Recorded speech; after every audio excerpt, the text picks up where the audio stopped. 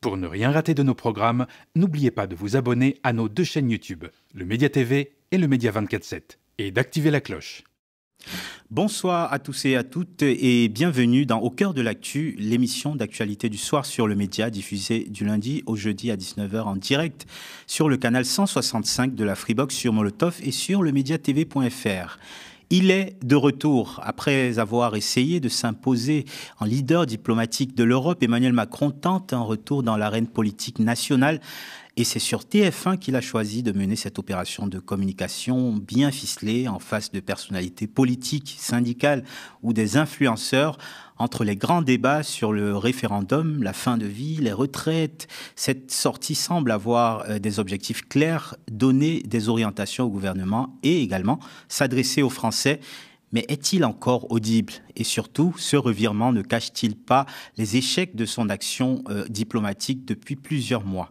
On en parle avec Fadila Brahimi qui nous rejoindra dans quelques instants, dans quelques minutes d'ailleurs, conférencière et spécialiste en communication d'influence et stratège d'influence numérique, autrice du podcast Fadil Live. Et comme chaque semaine, nous sommes également avec Bélir Nabli, professeur des universités en droit public et cofondateur de Chronique, un collectif engagé dans le débat public, également auteur de multiples ouvrages dont L'État, droit et politique aux éditions Armand Collin et Relations internationales aux éditions Pédone. C'est parti.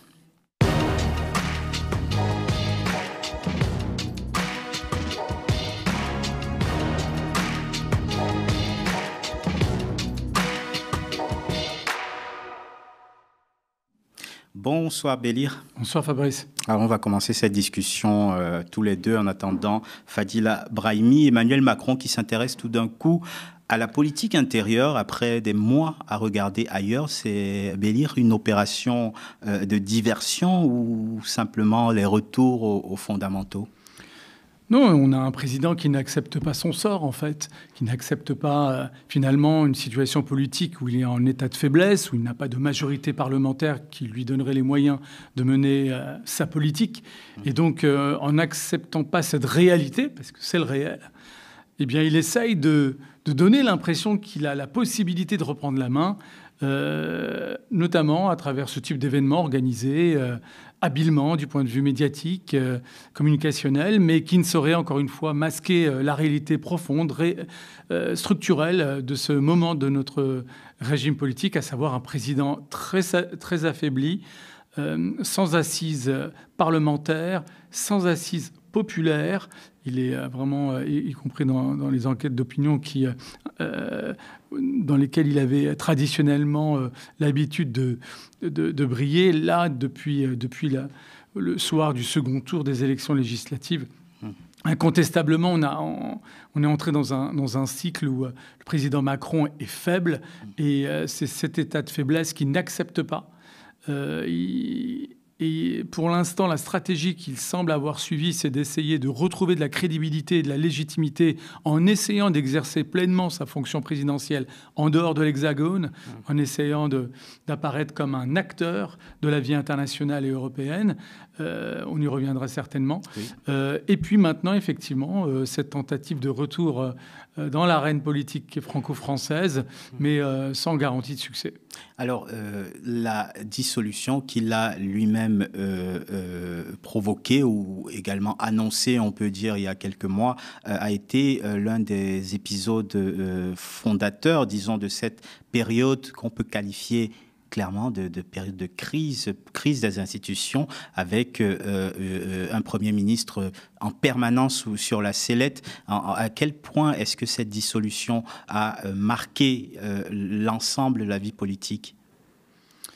Elle est marquante parce que d'abord, elle a pour origine un pari politique du président de la République, un pari raté, perdu, puisqu'il est sorti affaibli, non pas renforcé de ces élections législatives, que deuxièmement, j'allais dire pire que dans le cas de ce qu'on appelle une cohabitation. Il n'a pas une opposition parlementaire claire qui s'est affirmée en face de lui, majoritaire, qui aurait pu imposer un bloc gouvernemental, même si, faut-il le rappeler, le NFP de l'époque était arrivé en tête, mais qui n'avait pas les moyens de s'imposer au président de la République pour autant. Et dans la mesure où il n'y avait pas de bloc alternatif qui avait les moyens de s'imposer à lui, ben on a eu cette impression, plus que cette impression, ce vide politique qui continue à perdurer. Au-delà même du premier épisode, l'acte 1, l'acte Barnier, puis aujourd'hui on est en train de vivre l'acte Bayrou, toujours avec cet état vaseux où on a l'impression de vivre dans un vide politique sans un agenda clair. On ne sait pas de quoi ou sur quoi travaillent précisément nos parlementaires, quel est l'agenda législatif. On entend parler de thèmes par-ci par-là, mais qui ne constitue pas de colonne vertébrale pour le gouvernement. Les questions budgétaires sont lancinantes, alors que normalement, c'est la base de tout État d'avoir une loi de finances clairement établie, avec des perspectives financières clairement établies. Là, même dans ce registre, c'est le flou. Et encore une fois, pendant des mois, on l'a quasiment jamais entendu s'exprimer, que ce soit sur la crise des institutions, du président Macron, sur le dérapage budgétaire faramineux de son institution, de sa responsabilité. C'est un silence opportun, dans la mesure où sa responsabilité est engagée dans la situation financière du pays, dans la mesure où le bilan dont on parle aujourd'hui, c'est milliards, je n'ose même pas rappeler les chiffres, tellement ils sont hallucinants et vertigineux, mais ces milliards qui manqueraient aux caisses de l'État, c'est quand même aussi une part du bilan de l'action des gouvernements purement macronistes depuis 2017, même si ce bilan économique et financier est incarné par Bruno Le Maire, qui a été le ministre de l'économie du président Macron. La responsabilité est partagée naturellement avec le président Macron lui-même. Donc, bien sûr qu'il a gardé un silence opportuniste parce qu'il n'a pas voulu apparaître comme le responsable de cette situation. J'invite Fadila Brahimi qui vient de nous rejoindre à se joindre à la discussion. Fadila Brahimi, conférencière et spécialiste, vous pouvez vous installer là, spécialiste en communication d'influence, stratège d'influence numérique et autrice du podcast Fadi Live. Bonsoir Fadila Brahimi, installez-vous. Merci de nous avoir rejoints. On parlait de cette façon pour Emmanuel Macron de garder le silence pendant des mois et sur la scène politique intérieure du moins. Et aujourd'hui, du moins dans la prise de parole sur TF1, tout de suite d'avoir cette dimension de communication politique que vous connaissez bien, Fadila. Le format de cette communication sur TF1, les invités des influenceurs, des personnalités politiques, on le rappelle, Thibaut InShape, Robert Ménard, Sophie Binet de la CGT, on a l'impression qu'il manque de la cohérence, sinon celle d'un président qui aime marquer, faire la séquence. De toute façon, là, on voit bien qu'il entre, on va dire, dans une arène et dans un narratif où on sort un peu du schéma traditionnel et même des questions peut-être un petit peu législatives. On passe... D'ailleurs, on a connu en fait le côté intimiste par moment de ces certaines interventions. Et là, on passe même pas au grand oral, mais à un grand show. Parce que là, c'est un spectacle, en fait. Dans le bon sens aussi du terme. Je ne cherche pas, en fait, de suite à critiquer. Quand je dis spectacle, c'est que on voit bien qu'il y a un choix déjà scénographique, puisque ça va être un énorme plateau avec des grands écrans. On va avoir effectivement 3 personnes qui vont démarrer, je dirais, cette intervention-là, qui eux-mêmes représentent en fait une représentativité syndicale et qui est quelque part un peu la revendication également de questions sociétales, retraite, etc. On a effectivement la représentation avec un élu, et puis, alors non pas un élu au sens constitutionnel du terme, mais un élu d'audience, on va dire, sur YouTube. Et donc, si j'ai bien compris, il va y avoir en fait aussi des spectateurs, donc on n'est plus sur l'intimiste. Vous l'avez peut-être dit tout cela, je ne sais pas, j'espère que je ne me répète pas. Et puis, a priori, un dispositif un petit peu de vote, de réaction en ligne. Ipsos promet même, je crois, de sortir en fait aussi quelque part des éléments de data citoyens. Et donc, on va être, on va dire quelque part, non pas sur quelque chose, un schéma qui pourrait être un peu connu, traditionnel, avec effectivement des interviews qui sont quand même assez cadrées par thématique, avec des éditorialistes ou journalistes, mais de personnalités qui sont pas forcément des représentants. Et donc il va y avoir aussi d'autres interventions vraisemblablement, mais on voit en fait quand même qu'il y a une scénographie. Et désolé si j'étais un petit peu longue, mais voilà. Alors, et pourtant, Emmanuel Macron, ces derniers mois, ces dernières semaines aussi, est surtout intervenu sur la scène internationale dans les grands dossiers de l'actualité internationale, notamment dans cette sortie qu'on va regarder. C'était chez nos confrères de France 5 où il évoque Gaza et dresse un parallèle avec un débat national, néanmoins qu'il traite sous le prisme du massacre commis par Israël à Gaza. On écoute. C'est le pays en Europe qui a la plus grande communauté juive. Et nous sommes le pays qui a le plus d'enfants d'origine maghrébine, du Proche et Moyen-Orient, et on est un des pays d'Europe qui a le plus de concitoyens dont la confession est la confession musulmane. Il y avait toutes les recettes pour qu'après le 7 octobre, nous explosions. Je suis très fier de nous. Néanmoins, bâtir l'unité, ça va se faire comment ? En nous battant contre l'antisémitisme, qui a flambé en France depuis le 7 octobre, parce qu'il y a toute une jeunesse qui, en accédant à la conscience, par les simplifications, les réseaux, l'accélération, les manipulations, pense que être pour Gaza, c'est être contre Israël, et du coup qu'être contre l'existence d'Israël, c'est être contre tous les juifs partout dans le monde. C'est n'importe quoi. Et donc je dis à toute cette jeunesse, regardez vos semblables en France, ce sont des citoyens, des citoyennes, c'est ça notre force, notre unité, c'est la République. C'est le fait qu'on ait des citoyens, des citoyennes. N'essentialisez jamais quelqu'un selon son origine, selon sa religion ou autre. Réaction, Bélir ? Deux choses. D'abord sur l'événement communicationnel qui a été organisé. Disons-le, moi, ça me rappelle quand même la construction du personnage Macron qu'on nous a présenté dans un premier temps comme une personnalité réfléchie avec une certaine profondeur, une appétence pour la philosophie, bref, un intellectuel pratiquement. Depuis son entrée à l'Élysée, ce qu'on voit plutôt, c'est plutôt un personnage attiré par la lumière, par les artifices, et enfin, les épisodes les plus marquants, c'est non seulement l'événement de jeudi, mais également, je me souviens de ces images avec des influenceurs, au lendemain, en tous les cas, dans un contexte assez lourd, notamment l'assassinat de Samuel Paty. Tout cela était assez j'allais dire, déconnecté. Et c'est en cela que... mise en scène avec McFly et Carlitos. Exactement, tu connais les noms des personnalités en vue, bravo à toi.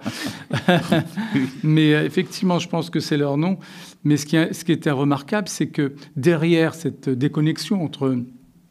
finalement, la manière dont on nous a présenté le personnage au départ et puis ce qu'il s'est révélé être...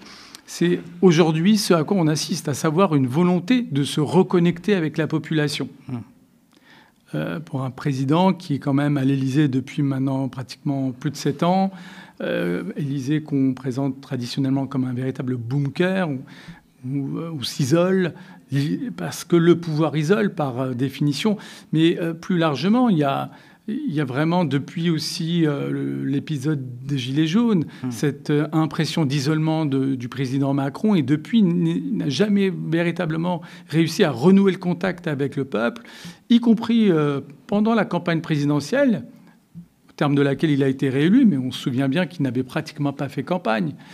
Et donc, voilà, il y a une tentative de renouer le contact, et ce qui est assez remarquable, c'est que pour lui, renouer le contact, c'est organiser ce type d'événement, avec des personnalités patchwork qui sont censées être représentatives de la France d'aujourd'hui.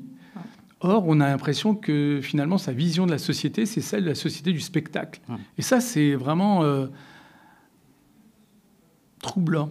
Troublant parce que finalement, ce qu'il essaye de démontrer, à savoir la connexion avec le peuple, aboutit in fine à l'inverse, c'est-à-dire qu'il est déconnecté. Et déconnecté, mais aussi il fait oublier, ou du moins c'est quand même un subterfuge d'une part aussi pour faire oublier que sur ces dossiers qu'il évoque, notamment Gaza, il n'a pas apporté énormément de solutions en soi. Notamment sur la Palestine, on l'a entendu faire énormément de propositions, mais ne pas être entendu. Oui, on a commencé notre échange sur cette volonté présidentielle de réintégrer l'arène politique franco-française après avoir tenté de faire ses preuves, en tous les cas faire la démonstration de sa capacité d'agir sur la scène européenne et internationale.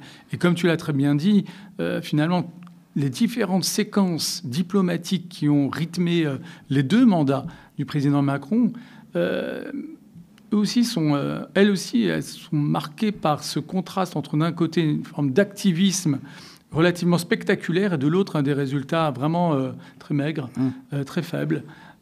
C'est l'une des marques de fabrique aussi du macronisme, ce contraste entre une surmobilisation du volontarisme politique qui se traduit notamment par des choses assez, baroques, comme le fait de lancer un ultimatum à un belligérant d'une guerre, comme Vladimir Poutine, sans être soi-même un belligérant.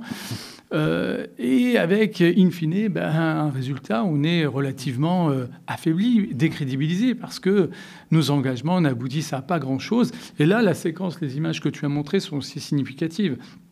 On a un président qui essaye de faire de la pédagogie, qui essaye de souligner les risques du confusionnisme, alors même que, depuis le début de la guerre à Gaza, ou du conflit à Gaza, il a été l'un des acteurs de ce confusionnisme de différentes manières. Il suffit, là aussi, comme ailleurs, rappeler les différentes stratégies qu'il a suivies successivement, stratégies contradictoires en elles-mêmes. Rappelons qu'il a commencé par appeler à une coalition anti-Hamas sur le modèle de la coalition Al-Qaïda ou Daesh, donc en nourrissant précisément le confusionnisme.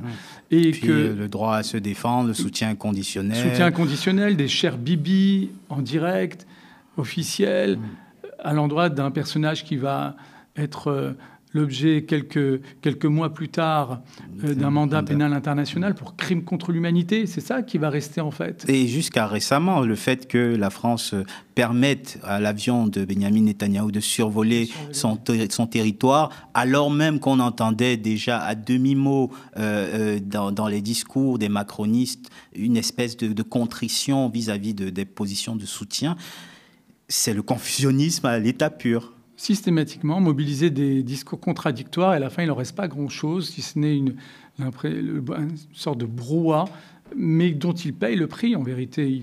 C'est un président vraiment peu audible sur la scène internationale, sur la scène franco-française, à cause de cette absence de colonne vertébrale en vérité. Il ne se tient pas au principe qu'il pose comme postulat. Il change, alors en fonction de quoi. S'il était véritablement opportuniste, à la limite, on pourrait reconnaître une forme de geste machiavélien, mais c'est même pas cela. Parfois, on s'interroge sur son côté amateur, pour reprendre une expression qui lui est chère. Fadila Brahimi, la gouvernance Macron, c'est celle des effets d'annonce. Sur la Palestine, par exemple, on voit bien qu'Emmanuel Macron a tenté de s'illustrer. Il affirmait, par exemple, le mois dernier que la France pourrait reconnaître en juin prochain l'État de Palestine dans le cadre, je le cite, d'une dynamique collective de reconnaissance réciproque. Bon, à l'heure où plus personne ne croit plus tout à fait à la solution à 2 États, on sent bien qu'il veut faire des coups d'éclat. Des coups d'éclat, puis je crois aussi beaucoup d'effets d'annonce, parce que beaucoup de personnes se sont félicitées également de son intervention, où il n'y avait rien de nouveau, parce que finalement tous les présidents précédents avaient également se présenter en faveur, on va dire, de la solution aux 2 États. Et on arrive 18 mois après dans une situation qui est quand même assez catastrophique. Et oui, il y a un énorme en fait décalage. Et il y a un décalage d'autant plus fort que l'action en fait ne suit pas. Alors sur la déclaration effectivement de promesse, on va dire, de reconnaissance de la Palestine, il y a un certain nombre de conditions.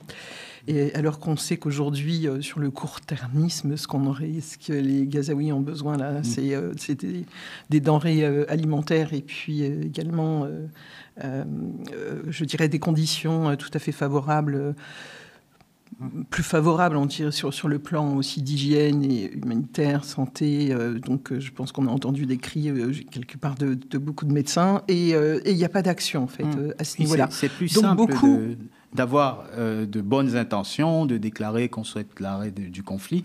Mais contrairement au cas de l'Ukraine, par exemple, on ne voit pas d'action forte de celui qui se présente en leader européen dans des négociations. Moi, je ne me suis pas amusée à le faire, mais je trouverais quand même assez... bon, c'est peut-être un jeu assez pervers, mais de comptabiliser le nombre de fois où on a parlé de cessez-le-feu, que ce soit d'ailleurs aussi bien à Gaza qu'en Ukraine. Le nombre de fois où on a justement annoncé qu'on devait amorcer en fait justement ce cessez-le-feu, il y a un accord, et où on voit absolument pas non plus la solution politique qui est derrière et comment ça va se faire en fait concrètement. Donc oui, beaucoup d'effets, je pense, d'annonces. Et là, on le voit aussi même... en revenant, parce que là, finalement, il revient aussi sur la scène française, après avoir parlé, en fait, de l'international. Et il a laissé Retailleau, quand même, pendant plusieurs mois en roue libre. Sur l'Algérie, notamment. Oui, où on voyait un ministre, au bout d'un moment, il y avait de quoi se questionner, parce qu'un ministre de l'Intérieur qui s'occupe finalement des relations internationales, là aussi, c'est peut-être le confusionnisme dont vous parliez tout à l'heure. On le retrouve également au niveau du gouvernement, puisqu'on a même Darmanin, à un moment donné, bon, on sort un petit peu du sujet, mais qui commentait, comment dire, des propositions concernant les impôts. Enfin, je veux dire, s'il était en dehors de son cadre lui aussi. Donc ce confusionnisme a finalement perduré dans l'ensemble en fait de ce gouvernement, et qu'aujourd'hui je pense en fait que ça augmente aussi ce confusionnisme au sein des citoyens, et au moment où ça cale, on agite un petit peu le référendum, on va dire, comme étant comme une sortie en fait possible. On va en reparler. On va en reparler du référendum. J'aimerais qu'on parle de l'Ukraine aussi un petit peu. Bélir sur l'Ukraine. Emmanuel Macron a été plutôt éclipsé par Donald Trump, hein, on le sait, comme sur la plupart des dossiers d'ailleurs. On se souvient de ces images au Vatican lors des obsèques du pape, où Trump et Zelensky s'étaient retrouvés en tête-à-tête, alors que les images montraient une troisième chaise probablement apprêtée pour Emmanuel Macron, information démentie, je le souligne, par l'Élysée, mais qui montre tout de même que Emmanuel Macron n'a pas pesé, ne pèse pas tout à fait, un peu comme les autres dirigeants européens, dans les négociations actuellement. Oui, si tu conçois les négociations en tant que telles, à travers finalement les principales puissances, celles qui peuvent influencer la fin de cette guerre, à savoir finalement la Russie et les États-Unis, tout simplement.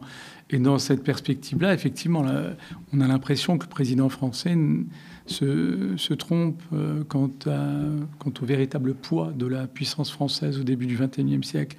On n'est plus sous Louis XIV, ni sous Napoléon Ier, ni même à la fin de la Première Guerre mondiale, où la France était encore une grande puissance mondiale. Non, on est au début du XXIe siècle. La France est une puissance moyenne, régionale, avec un statut particulier eu égard à son histoire, eu égard à son statut diplomatique au Conseil de sécurité, eu égard à son statut de puissance nucléaire aussi, mais il n'empêche, elle n'a pas les moyens. Elle n'a pas les moyens du discours qu'il tient depuis un certain nombre de mois. Peut-être parce qu'il ne se singularise pas non plus. Si, quand même. Sous Chirac, on voyait il y avait encore une singularité du discours, notamment porté par Dominique de Villepin.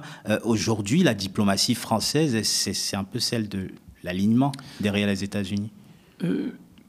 C'était vrai jusqu'à l'entrée en fonction de Donald Trump quand même, mais tu as raison sur le fond, bien sûr.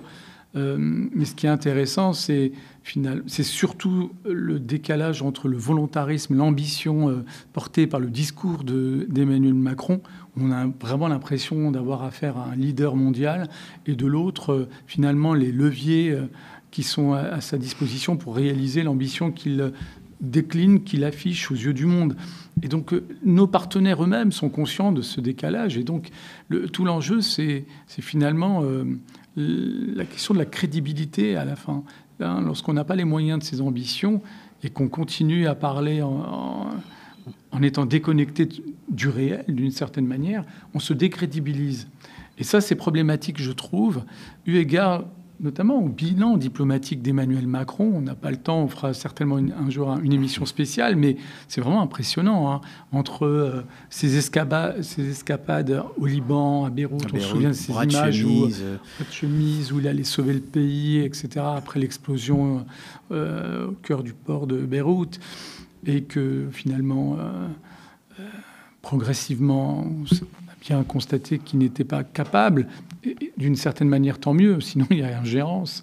Même s'il y a ingérence, effectivement, par rapport aux affaires internes libano-libanaises, par rapport à d'autres situations, y compris par rapport au conflit israélo-palestinien. Non seulement il est d'une prudence remarquable, mais en plus, il réussit, en dépit de sa prudence, à se contredire, à se décrédibiliser un peu plus. Donc, il y a vraiment un problème. Et pour terminer, puisque tu as commencé par l'Ukraine, entre les premières images des relations franco-russes, où on a reçu Vladimir Poutine à Versailles, au fort de Brégançon, jusqu'à aujourd'hui, où la Russie est présentée comme un ennemi stratégique.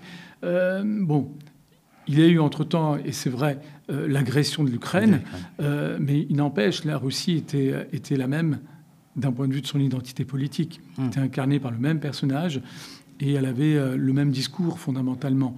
Donc il y a pour le moins des erreurs d'appréciation avec aucune conclusion ou conséquence tirée, un peu comme en politique française, hein, la dissolution d'une certaine manière, c'est pas de sa faute. Il n'en a pas déduit une conclusion gaullienne ou gaulliste, à savoir une démission, tout simplement. C'est la faute des extrêmes, si je reprends. Oui, même s'il y a eu un petit mea culpa en disant qu'il n'avait pas réussi à faire comprendre, à faire la pédagogie de son geste auprès des Français. Mais c'est vraiment à minima, et on en reste donc à cette impression d'un président un peu dans sa bulle qui fait des discours pour lui-même. Alors, Emmanuel Macron, peut-être, n'agit pas suffisamment, mais avec lui, il y a toujours, pour reprendre un slogan, le poids des mots et le choc des images. Le 7 mai dernier, Emmanuel Macron reçoit le nouveau chef d'État syrien, Ahmad al-Shara, ce qui lui vaut énormément de critiques parce que Ahmad al-Shara, évidemment, on le sait maintenant, est un ancien membre de l'État islamique et d'Al-Qaïda. Voici ce que Emmanuel Macron répond aux critiques. Si nous ne recevions que des gens avec qui nous sommes totalement d'accord. C'est parfois, quand j'entends les commentaires, ce qu'au fond, on m'appelle à faire. Quelle serait la diplomatie, la force de l'Europe, si son rôle consistait à donner des leçons de morale sans échanger ceux avec qui elle a des intérêts en commun, ou les dirigeants des pays où ces intérêts, y compris les plus sécuritaires, se trouvent? Quelle efficacité aurait une diplomatie de la France qui dirait « c'est très mal, ces gens-là ne font pas bien, il y a beaucoup d'intérêts sécuritaires qui s'y jouent, je vais leur donner toutes les leçons de la terre ». Soyez inclusifs, ne travaillez pas avec les Russes, combattez les Iraniens, ne soyez pas sous l'influence des Turcs, mais prenez mes sanctions et ne comptez pas sur ma collaboration. Ça n'existe pas. Donc que des gens aient des postures à des fins politiciennes pour parler à des électorats, je l'entends, c'est la vie des bêtes. Fadila, il y a quand même une récurrence aussi de l'absence de remise en question de ses choix sur la scène internationale, mais aussi sur la scène nationale. On reparlera du référendum tout juste après, mais on l'entend dans ce genre de prise de parole. En fait, on pourrait parfaitement changer les noms et se demander pourquoi il n'a pas tenu ce discours avec d'autres in fine. Hein. Donc, c'est pas un discours, on va dire, totalement personnalisé. Et non seulement pas personnalisé, mais qui ne répond pas, en fin de compte, aux critiques. Parce que les critiques aujourd'hui qui sont faites ne portent pas sur le fait qu'on soit en accord ou en désaccord, mais sur la symbolique du personnage, le Bataclan. Et je pense que c'est ça qui résonne aussi dans beaucoup de voix en fait citoyennes. Et il répond absolument pas en fait, notamment à ce point-là, ni au point du calendrier. parce que j'ai aussi entendu dans les critiques, c'est pourquoi maintenant, puisque c'est un président intérimaire, est-ce qu'on ne peut pas en fait laisser la voie diplomatique faire son travail en allant directement, on va dire, sur place, mais de recevoir en grande pompe, etc. Donc oui, c'est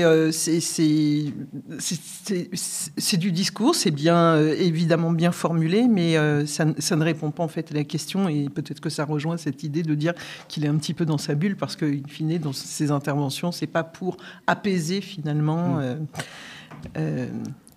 Enfin, apaiser, on va dire, quelque part les voix dissidentes. Et comme à son habitude, pour faire écran de fumée à la critique, il nous sort de son chapeau le référendum. Ah, ça, c'est bien de le dire. Le référendum, l'objet, c'est presque un ovni, en fait, constitutionnel, parce que je crois que la dernière fois qu'on l'a utilisé, c'était il y a plus de 20 ans, d'un point de vue constitutionnel. Mais on peut dire aussi, quelque part, que nous avons quand même eu des espèces de référendums, parce que les votes... pas des référendums, mais c'est souvent en fait quelque chose qui permet aussi de connaître aussi le pouls. Bon.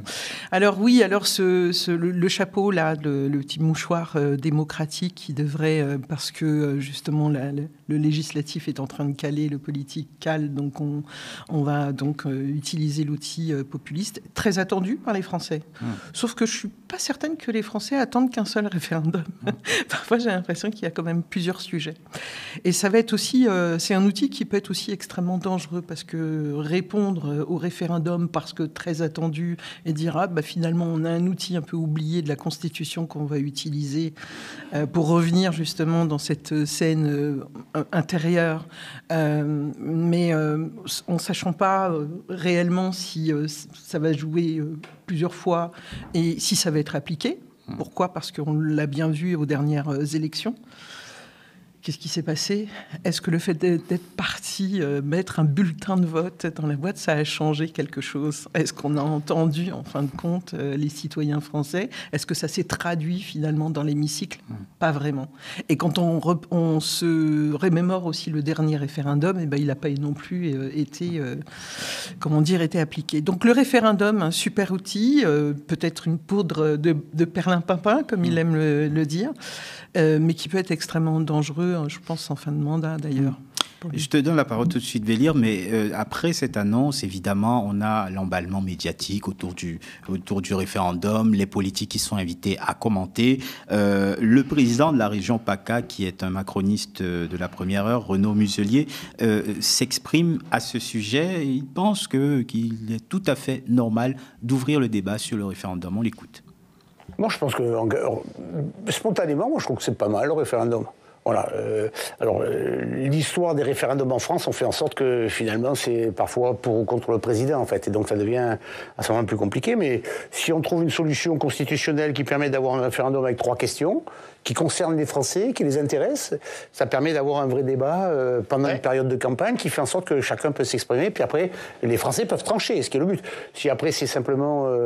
une votation pour essayer de discuter, ça a moins d'intérêt. Il y a un risque gadget ? C'est un référendum gadget, selon vous ? On va voir ce qu'il va nous dire, mais moi je pense que si c'est un référendum sur 3 vraies questions qui intéressent la vie des Français et qui entraînent une réponse par rapport à l'impuissance politique ressentie globalement, à ce moment-là, c'est très bien.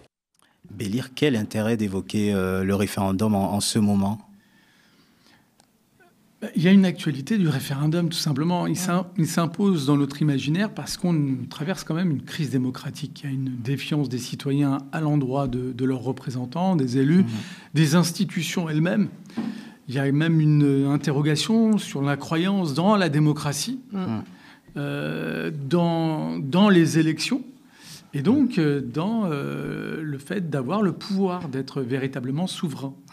Et donc, pour renouer avec cette croyance, croire qu'on est véritablement souverain en tant que peuple, en tant que collectif, maître de son destin, le plus simple, c'est de donner la parole directement au peuple pour qu'il puisse trancher, décider directement également. Mais comme le disait Fadila, le peuple a déjà été amené à trancher, à décider, et son vote rappelez-vous notamment. même les rencontres avec les maires, etc. Oui, mais évidemment, c'est pas la même chose, mais c'est pas la première fois en fait qu'il agite en fait ce mouchoir un petit peu populiste, c'est-à-dire de démocratie directe ou indirecte. Mais rappelez-vous toutes les rencontres avec les maires, etc. Ça a donné quoi tout cela?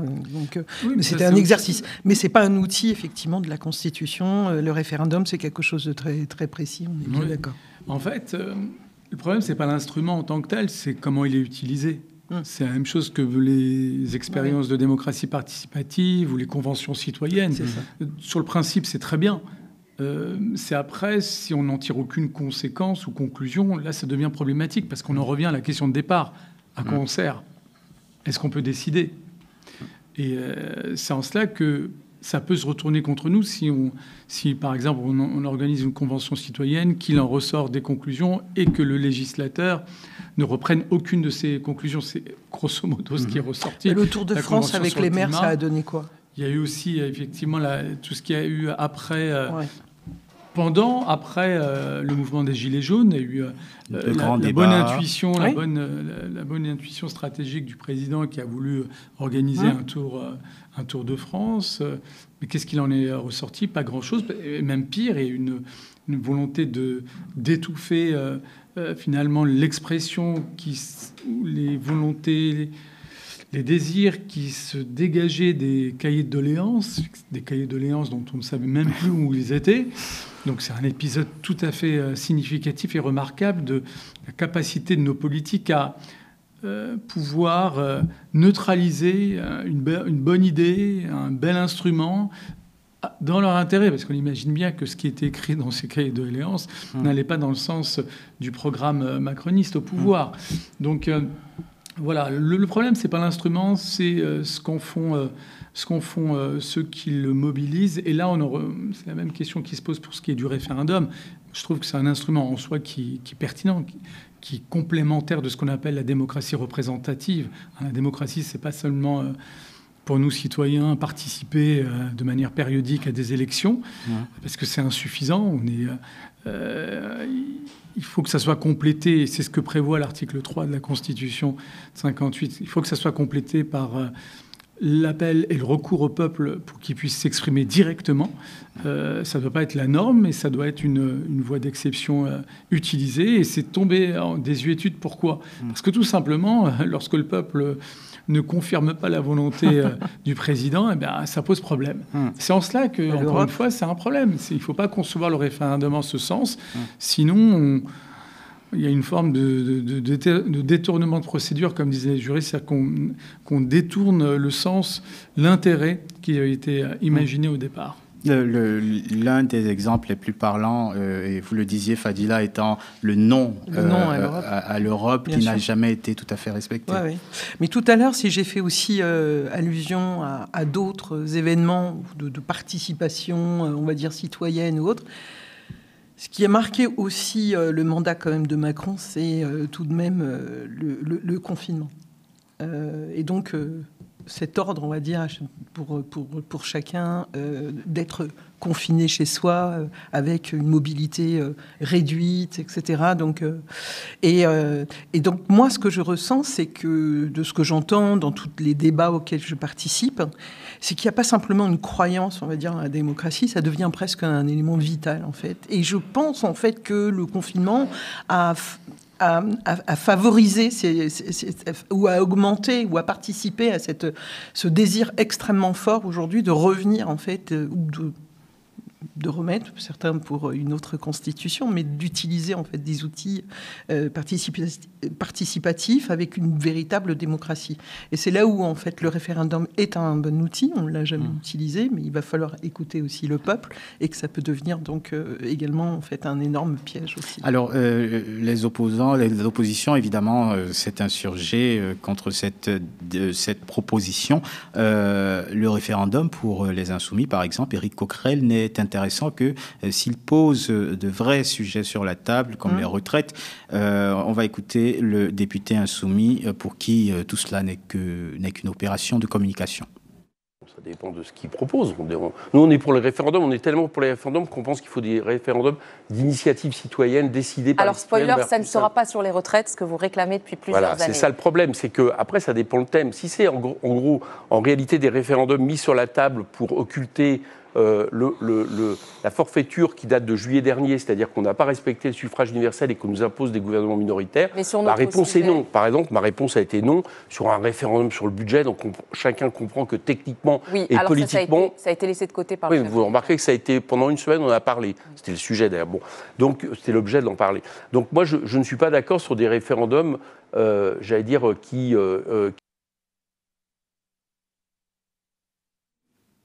Bélir. Oui, on en revient véritablement au spectre qui pèse sur tout référendum, c'est-à-dire son instrumentalisation. Quelle est-elle, en l'occurrence, là, pour la séquence qui vient de s'ouvrir ? C'est, en fait, de rechercher du côté de l'exécutif, parce qu'il faut rappeler que le Premier ministre Bayrou aussi a une idée de référendum, même si ce n'est pas la même que celle que le président. Mais il n'empêche. Pourquoi les deux sont d'accord pour l'organisation d'un référendum ? C'est qu'il y a une même quête, celle d'essayer d'occuper un vide politique, celui de gagner du temps. On a deux autorités exécutives qui n'ont pas les moyens de gouverner. C'est ça qui explique fondamentalement. Et de surcroît, et tu t'en eu peur, de surcroît, un Premier ministre qui est sur la sellette, je le disais, à cause de cette histoire, de cette affaire Betaram, ces accusations de violences sexistes, sexuelles, de violences physiques dans cet établissement Betaram. De plus, on a cette audition devant la commission d'enquête ce mercredi 14 mai. On va être sur une séquence politiquement difficile pour ce gouvernement. D'où l'intérêt peut-être d'occuper les esprits sur autre chose. Incontestablement. Non seulement il y a cette difficulté à gouverner, mais il y a en plus effectivement des affaires, dont cette affaire qui est particulièrement forte. Ta transition, elle a été un peu abrupte. Et je me suis dit, est-ce qu'il va aller jusqu'au bout en disant un référedum sur Betaram ? Je te laisse continuer ton propos sur le référendum et on revient sur Betaram. Non, mais ça serait une idée. Enfin, c'est quand même assez stupéfiant qu'il y a cette affaire qui tombe et sa réponse, finalement, c'est, d'une certaine manière, sa réponse politique, c'est le référendum. Il y a encore plus remarquable du point de vue du timing, c'est le choix d'organiser l'événement autour d'Emmanuel Macron le jour. La veille de l'audition. C'est le jour. C'est le même jour. C'est la veille de l'audition de François Bayrou. C'est demain Oui, c'est le 14 mai. Très bien. Et donc, c'est pour le coup extrêmement significatif de l'instrumentalisation à la fois de l'agenda politique et du programme de chacun de ces acteurs. Mais le problème, c'est qu'ils font comme si les citoyens étaient dupes. C'est là où on a un comportement de responsable politique qui nourrit la défiance. Comme si personne comprenait les tenants et les aboutissants de ce type de stratagème communicationnel. Tout le monde, pratiquement, a très bien compris ce qu'il en était, notamment que l'audition du Premier ministre Bayrou, d'une certaine manière, était aussi une l'engagement de sa propre responsabilité politique, dans la mesure où les parlementaires, les députés n'ont pas pris leur responsabilité en engageant la responsabilité du gouvernement, notamment sur cette affaire. Cette question, d'une certaine manière, va se poser au sein même de la commission d'enquête, puisqu'elle pourrait aboutir in fine, du côté d'un certain nombre de députés, au déclenchement de la procédure, l'engagement de la responsabilité. Alors, certains citoyens ne sont pas dupes, mais d'autres, en fait, lui trouvent quand même des justifications. De par le contexte et du fait qu'il n'a absolument pas non plus la majorité. Donc c'est là où on verra en fait comment les Français vont réagir, mais je sais pas. Pratiquement, juste pour terminer sur cette séquence quelque part de référendum, j'ai presque envie de dire, quand on ne sait plus quoi faire, on va aller chercher en fait finalement l'outil oublié de la Ve République pour réveiller peut-être un petit peu cette France. Voilà, donc aujourd'hui dans un marasme un petit peu politique, et confusionniste, qui a été dit tout à l'heure, et voilà. Oui, mais justement, encore une fois, avec le risque de voir l'instrumentalisation se retourner contre totalement, soi. Totalement. Au-delà du résultat, il suffit qu'il y ait une participation très faible à un tel référendum pour que celui-ci soit finalement un fiasco politique pour l'initiateur, le président de la République ou le Premier ministre. Donc voilà, encore une fois, je trouve qu'il y a un vrai ressort démocratique derrière le référendum en soi, mais que voilà, son utilisation est extrêmement délicate. Tant parce que voilà, il y a une dimension populiste qui peut prendre le dessus, mais qu'en plus c'est un instrument qui peut se retourner contre celui qui a initié le processus, et donc et d'ailleurs c'est ce qui explique sa désuétude. C'est le président Chirac en 2004 qui avait pris l'initiative d'organiser un référendum ou en vue de la ratification du traité établissant une constitution pour l'Europe. Rien ne l'obligeait à le faire. Il aurait pu passer par la procédure normale, si j'ose dire, qui est une procédure législative, donc parlementaire. Il a pris le risque de donner une dimension populaire, si j'ose dire, autour de ce débat relativement complexe. Il a perdu ce pari parce que, d'une certaine manière, les tenants du oui ont été incapables de répondre aux questions légitimes, pertinentes des tenants du non à l'époque. Et ça a quand même marqué l'histoire de la construction européenne, puisque ça a stoppé net, d'une certaine manière, la dynamique d'intégration, même si, comme tu le sais, le traité de Lisbonne, qui a été adopté quelques années plus tard, finalement, a été un copier-coller du traité constitutionnel européen. Mais notons déjà qu'à l'époque, si le président Chirac a perdu son pari, il n'en a pas tiré les conséquences comme De Gaulle l'aurait fait, puisqu'il n'a pas démissionné. Le mot de la fin, Fadila. Non, je rappelle aussi qu'aujourd'hui, je crois que son taux de popularité s'est un petit peu stagné là, depuis 2 mois, mais qu'il y a un taux de défiance qui est à 69%. Je pourrais dire. Et le Premier ministre Bayrou, c'est pire. Et c'est pire. Donc on est aussi, donc on est dans une situation qui est quand même assez dangereuse, avec beaucoup de sujets aussi, beaucoup de sujets en fait en attente.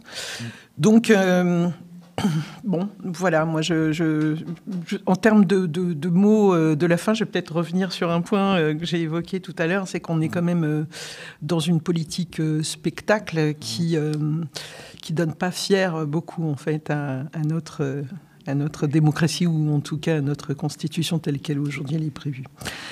Voilà.